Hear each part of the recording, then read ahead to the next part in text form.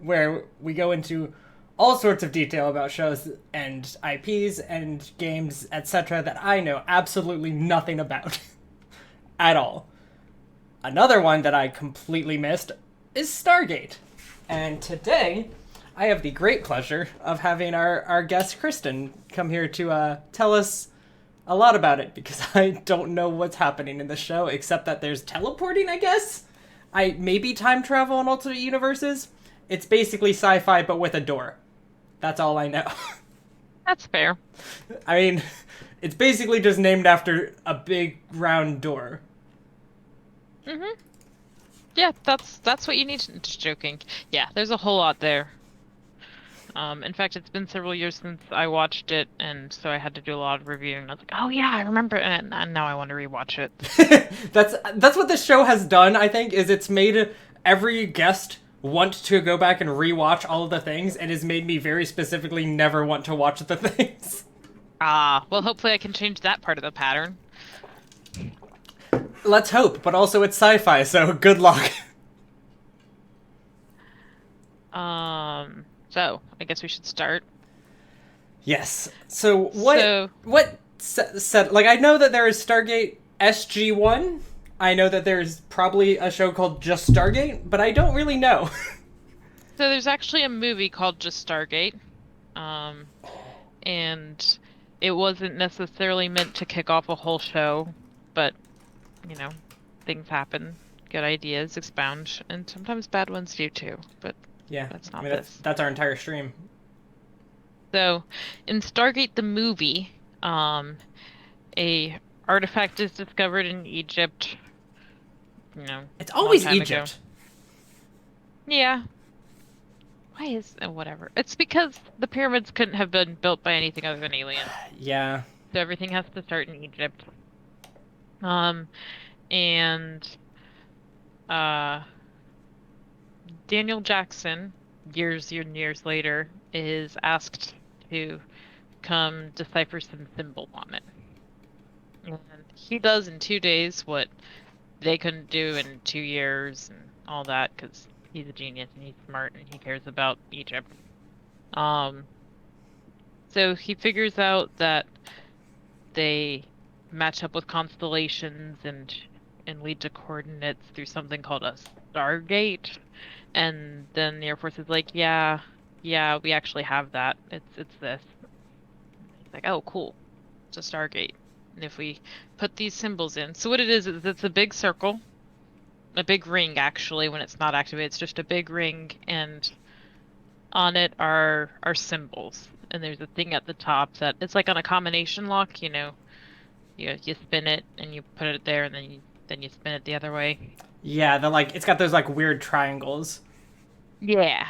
So you put in the combination, and then it goes kawoosh, and it's all leaky and pretty and watery. And if you step through it, you step out of a different Stargate on whatever planet you put. So he figures out that that's what it. Well, he figures out part of that. He figures out that that's how you activate it, and that they set up a team led by Colonel Jack O'Neill, and they go through, and he goes through too, so that he can, you know, figure out how to get back. And they go through, and he's like, "Cool, we're here. We're on the edge of the known universe, dusty planet, sandy planet." And they're like, "Okay, so let's go ahead and set up contact for going back." So yeah, about that, he thought there would be a thing that showed the return address, but there isn't. So they watch the Stargate. They set up, it's a military team. So they assign some people to watch the Stargate, and then Daniel's working on figuring out how to get back. And they end up meeting the people who live on this planet. The planet's called Abydos, and because they came through the Stargate, the people of Abydos believe that they are servants of Ra, and they start worshiping them. Wait, And wait. They also have yeah, Egyptian mythology? so they think that the team was sent by Ra, and so they start worshiping them, and they marry Daniel to one of their locals named Shari. And at first he's like, "Oops, I didn't mean to," and then he's like, "Oh, she's really awesome. I actually like her now." And they have a weird, maybe romantic relationship that we're somehow supposed to support. But the people of Abdos, I can't remember the actual term for who they are The mining an Abdosians. aqueduct for Ra. And Ra shows up. Ra comes down in a ship. And Ra is actually a Goa'uld. A what? A Goa'uld. So the Goa'uld are little snake-like creatures that um, take a host by going into its mouth and crawling up to its brain and taking over. And they live indefinitely by taking hosts when they need to. They also take technology from other species, like more advanced species. They didn't make the Stargates or anything they use. They got them. They kind of acquired them after the other species were gone. So there's one thing that they have that's called a sarcophagus. Well, it's Oh. You mean a so box? yeah, I mean a box, but a really fancy Egyptian box. And when they lay down in the Egyptian box, it heals them. Like it heals anything that's wrong with them, Oh, including death, as it turns out. it's a Bacta sarcophagus. So, but later on in SG-1, they discover that overuse of the sarcophagus is really unhealthy for you, like does bad stuff to you. So, a few episodes or like a season or so into SG-1, they stop using them because, you know, danger, bad. Can't just bring people back to life, whatever. That's not good writing. Yeah, they were just like, Um, oh, you know what? That was a bad idea, actually. So, but it gets used a few times in the movie and a few times leading up, and the Goa'uld use them all the time. Like, you know, why not? Okay, so Ra comes down, and then what? Because So Ra comes down, and he captures the team. Oh, and or not Jackson, O'Neill.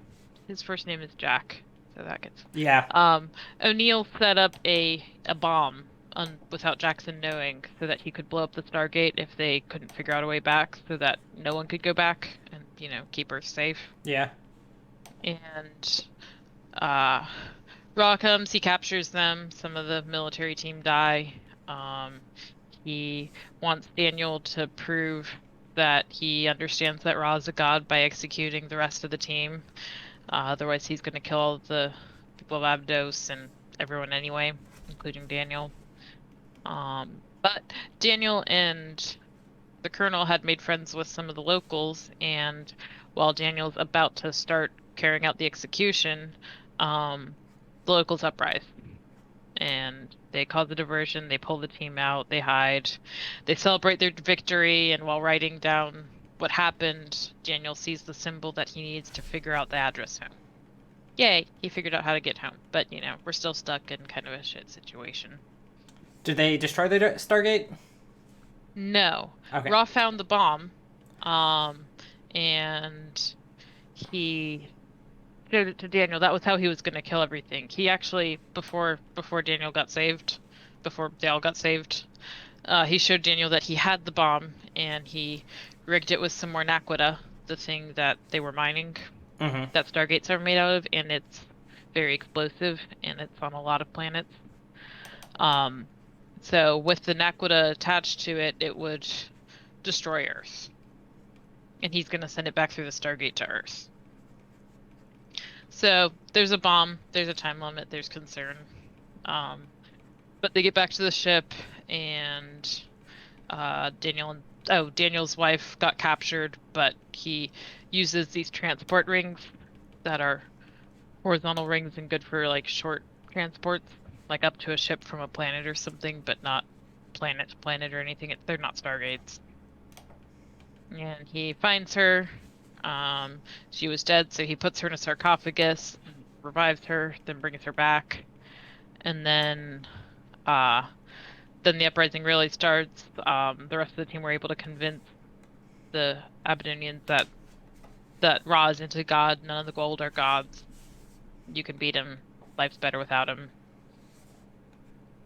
So Rod, to escape the danger after all the overseers were killed, gets in his ship, and Jack O'Neill tried to disarm the bomb, but he found it was rigged and he couldn't disarm it. So they throw it in the transport rings, and it gets transported up to the ship, and the ship explodes in space with Ra in it. Ra's gone. Okay, so hold on. I have to draw Ra flying a spaceship. So Ra's gone, and uh, Daniel dials home, and on the DHD, the dial home device, that's what they decided to name it. Wait, that's what they named cell phones? No, it's not a cell phone. It's like a little, so the Stargate is a big circle. Yeah. This is like a little filled in circle on a pedestal, and it has all the symbols that are on the Stargate, and in the middle, like where the Stargate is empty and has the whooshy water, this has a big button. So you dial in the coordinates you want, and then you push the button in the middle, and it goes kawoosh, and it opens. So Daniel dials home for the team, but he decides to stay on Abydos with his wife and learn what he can, because, oh, yeah, because his career was kind of garbage back on Earth anyway. He had a lecture and everyone laughed, and he was sad until the Air Force called him out to help. So that's the movie Stargate. I like your Raw. So they don't look like snakes while they're inside their human host. Yes, but I'm not gonna draw a human host. I'm just gonna draw the snake because that was the funniest thing. That it, like Okay. you were like, "There's snakes that do this," and I was just like, "Oh, that's the best." Mm-mm. So then, I'm also sad because I SG-1 can't find a picture of him as a snake. So SG-1 picks up a year later. The Stargate has been dormant. They didn't actually open a program yet or anything. You know, that mission happened. It was fun. Whatever. SG-1 starts with Apophis, who is taken over since... Wait, no. Apophis is a system lord, I think, actually. Apophis is another Goa'uld. We'll just... And he attacks Earth. The Stargate just opens without anyone doing anything, and Apophis the Gold comes in with his Jaffa, which are important troops. They're the soldiers instead of the slaves, and they have symbionts inside them in a different way. Are you drawing Apophis? Yeah. So the Jaffa look like humans, but in their abdomen, they've been modified to carry symbionts until the symbiont is mature enough to go into to take a host and be a Goa'uld. So the Jaffa symbionts are relatively passive. They don't affect the thinking or actions of the Jaffa, but it's a very necessary relationship. Either will die without the other. And this is how the Jaffa remain loyal to the Goa'uld, is that when their symbiont reaches maturity, they don't get another one, the Jaffa will die. So, Apophis and his Jaffa attack Earth. They come through the Stargate. They kill a bunch of the Air Force, and they kidnap some of them as well. So obviously, got to figure out what's happening. So, Jack O'Neill and his new team, who are all named characters now, go through the Stargate. Is Daniel still here or no? Daniel is still on Abydos. Oh, that's right. But they go to Abydos because they got to figure out what's going on. Yeah. And when they get to Abydos, they meet up with Daniel and find out that Apophis attacked Abydos and kidnapped all the people we liked before, Shari, Daniel's wife, and Skara, her brother? Something. I guess brother. And so they figure out how to go after her and attack and find out what's going on, and they end up on Apophis's ship and being held by Apophis's Prime Jaffa, whose name is Teal'c. You said the what of? Say that part with Teal'c again. He is the Prime Jaffa. He's like the first officer. Okay. Then they went to Snake Ship. They end up convincing Teal'c to join them, and so he helps them escape and goes with them and heads back to Earth with them. But now the Goa'uld really know that Earth is, really there. Well, still there. Has people, has resources, has an active Stargate. So Earth is kind of in danger because of this. And so they open up the Stargate program to explore other planets through the Stargate and try and make alliances in case we ever need to defend ourselves from the Goa'uld. And from there, SG-1 for a while, the show just kind of goes episode by episode. They go to planets, they meet people, they have adventures and solve problems. Not really too much of an overarching theme for a while. They meet the Nox, who are passive people who can go invisible, but they don't interfere in the affairs of others. But they agree that they might break that if they really feel a need to. And then the next ally they make of note is the Tok'ra. Are you drawing invisible people because you can't?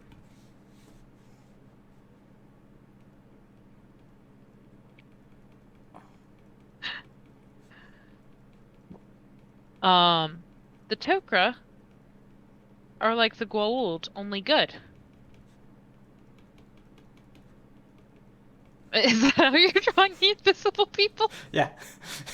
Awesome. I like it. I wasn't going to till you're like, you can't draw invisible people. And I was like, oh, I'll show you who can't draw invisible people. It's me. I can't draw invisible people. I mean, same. I can draw the obvious missing or like obvious lack of a person. So the Tok'ra are they're the same species as the Goa'uld. They're the little snaky boys. But they don't force hosts. And when they have hosts, they chat with them. They come to mutual agreements. They don't take over. They, it's all consensual.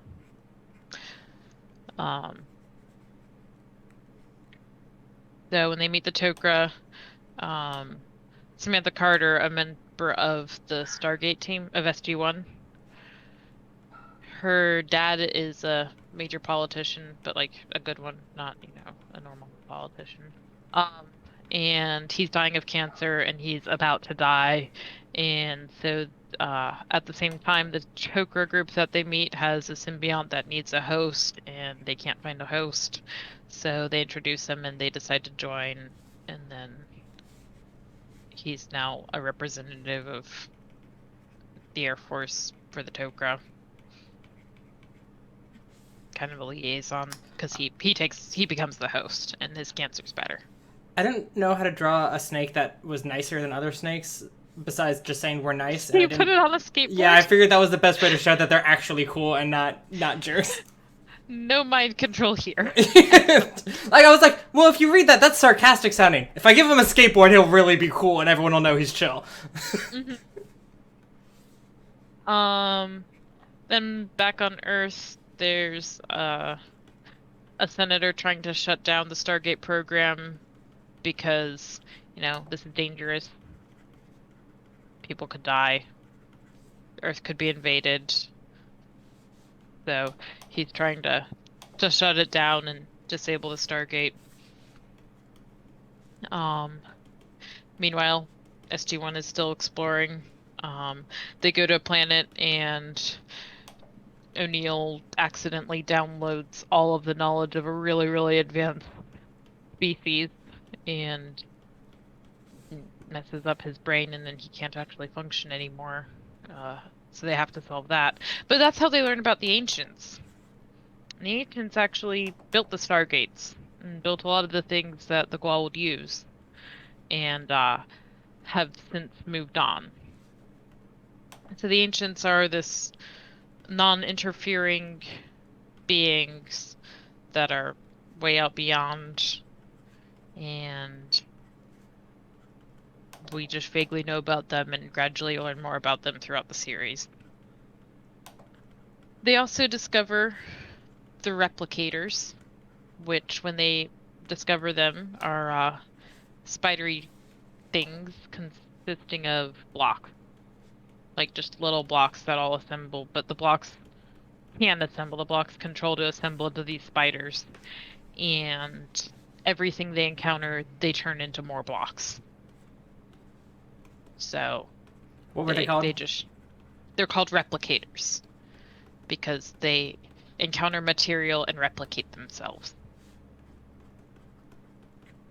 And they are awful and horrible, and I don't mind spiders, but I don't like these spiders because of how they continuously exist. Yeah, the breaking things down to create more of themselves is always a creepy addition.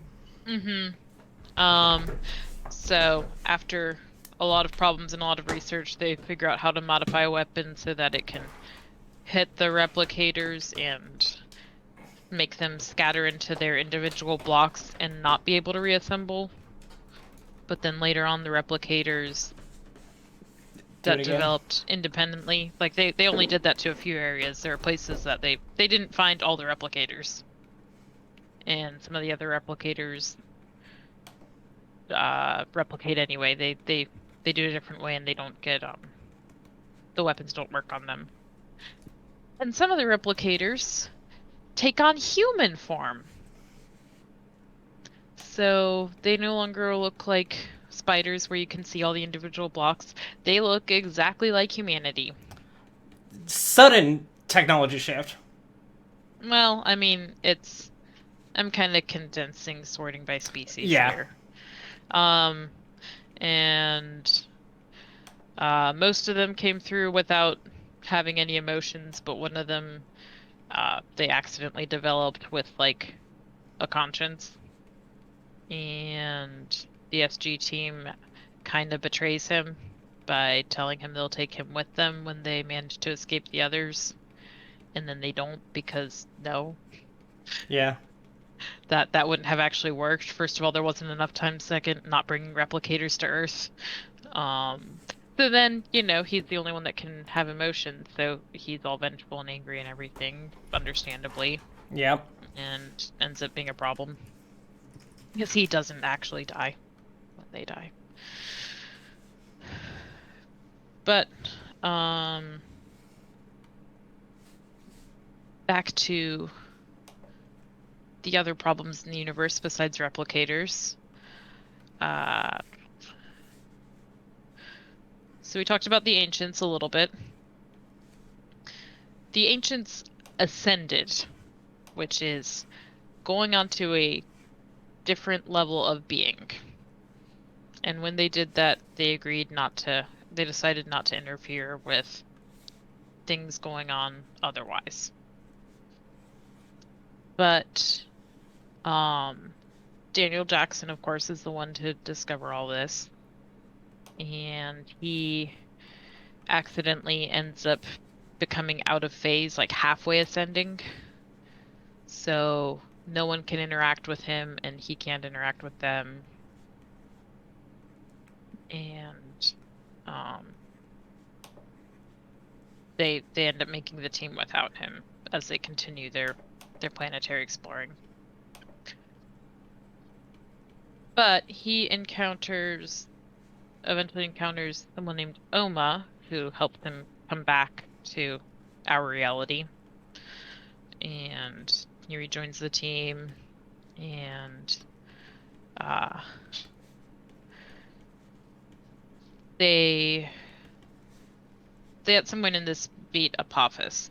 Um, it happened. Apophis was killed, and Anubis became the new main enemy of the show. It's just all Greek gods or Egyptian gods.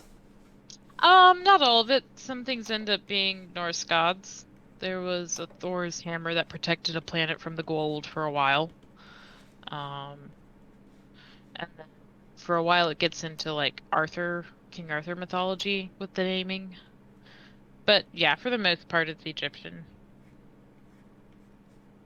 Uh, and Anubis is is a Goa'uld who is half ascended. And that makes him impossible to actually kill because he's half ascended, so things don't really work on him.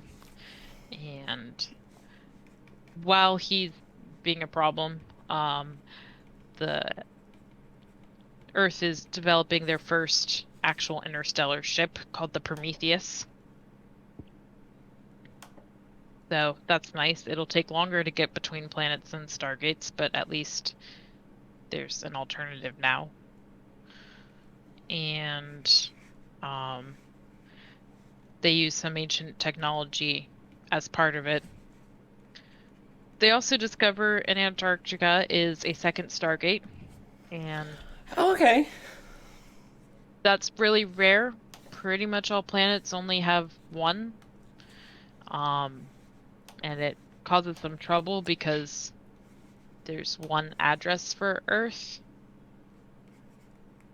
So one time when they dialed home, instead of going through the Stargate and ending up at Cheyenne Mountain where they're based, they were in the ocean in Antarctica and almost died.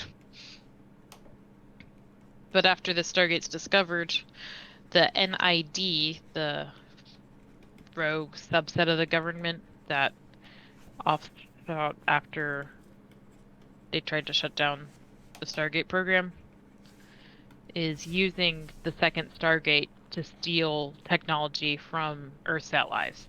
They're like secretly dialing out and taking things from our friends and causing problems. So when that's discovered, it's somewhat dealt with, but the NID continues to exist. And to beat one of the enemies, I'm sorry, I don't remember which one, we ended up using the ship to send the first Stargate out into space to extra power to cause a Nova bomb, essentially, with a star, to kill a fleet of ships and save Earth.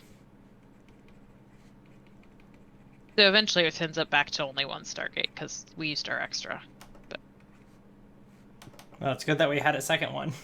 mm-hmm. Also, I don't think we... I love that, like, you introduced Ra, so I drew a snake, and then Ra died, and I had to draw a different snake, so I was like, oh, I'll just give him a forked tongue. This shouldn't be a problem, like, whatever. And then that snake fucking dies. So then I just have to start doing this shit to, like, differentiate which snake is which. Nice. It's like, what if this snake was nothing but tongue? Like also a in Gungan. Antarctica, when Anubis is sending his whole fleet to kill Earth, we found a weapon, a really cool cherry, a weapon that's a chair, not cherry like the fruit, like it's a chair that causes things to happen. Someone with the right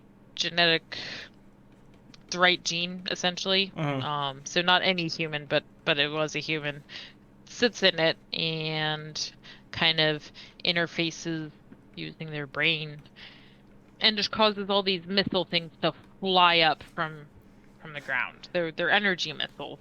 Do you have to have that And one gene where cilantro tastes like soap? Is that what does it? I don't know. They didn't specify. I'm gonna headcanon that it's that one. That makes sense. I mean, you can't taste cilantro, so you have to have something good. Yeah, This is exactly. almost as good.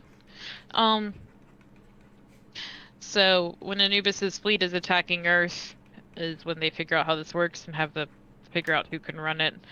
So they use this weapon and they take out the whole fleet. But of course, this weapon uses something called a ZPM. 0-point module. Not And NordVPN. I don't know what that is. It's NordVPN is a VPN website Oh, that VPN. that is like every every like streamer or YouTuber that does a brand deal probably has done with them because that's how they advertise. Nice. No, this is Z, a 0-point module. It's an orange cylinder that has lots and lots of power, like unbelievable amount of power, which makes it incredibly rare. In fact, defending Earth that one time used up all that was left Of because it course. was a partial one when they found it. But they killed Anubis's fleet. But as previously mentioned, Anubis is half ascended, so they can't really kill him with normal weapons. I mean, to be fair, you did not describe a normal weapon just now. True, but so Anubis is still a problem, but less so because he's got to rebuild his fleet and everything. But since he's not really a power anymore, another Goa'uld named Ball comes into the picture. And they have to fight him for a while. He interferes with their problems for a while. And but eventually the replicators and he end up fighting, and then we figure out a new weapon to take out the replicators and get that sort of under control. And then Oma, the one who helped Daniel figuring out Ascendant stuff, feels responsible for Anubis because she had helped him with his ascension. But now he's being this monster. So she decides to make him not an issue anymore, and they are equals since they are both ascendant. So she engages him in an eternal stalemate of battle. So she's busy. She can't help with anything anymore, but he can't cause any more problems because they're still fighting today.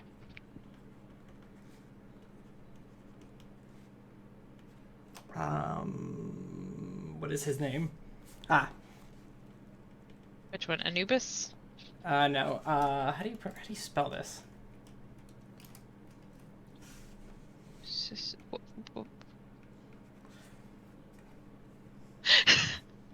What are you trying to spell? Sisyphus. He got Sisyphus, the guy in Greek mythology who's eternally pushing a boulder uphill and then gets knocked back to the bottom. Basically, he gets Greek punishment and can't ever do anything again, but he's not technically dead. Nice. So I've decided Ball just has like a big head. Did he die, That or do I get works. to draw him more? Pretty sure he died. Oh. Sorry. I mean, the point is that we eventually kill our enemies. Yeah. Just to get more, but it was just he but just we do showed kill up. them. I feel like going into like every planetary mission. Didn't you like miss all this because you were too depressed or anxious or something? I don't want to cause more of that. No, that's cool. Then you'll miss this awesome show we're doing. There we go. Tiny tail. Tiny tail. Big head, tiny tail. Also, thank you, John. Express ZPM. Express ZPM. I keep calling it a ZPM because in the next series, Atlantis, the main scientist in that is Canadian. Oh. So it's ZPM and those are used in that series a lot more. But we'll get there. See, what's great is when you said Antarctica, I kept thinking you said Atlantis, and I'm like, that's not a thing in the show. And then you're like, in the Atlantis season, I'm like, oh, never mind, okay. You know what? Of course it is.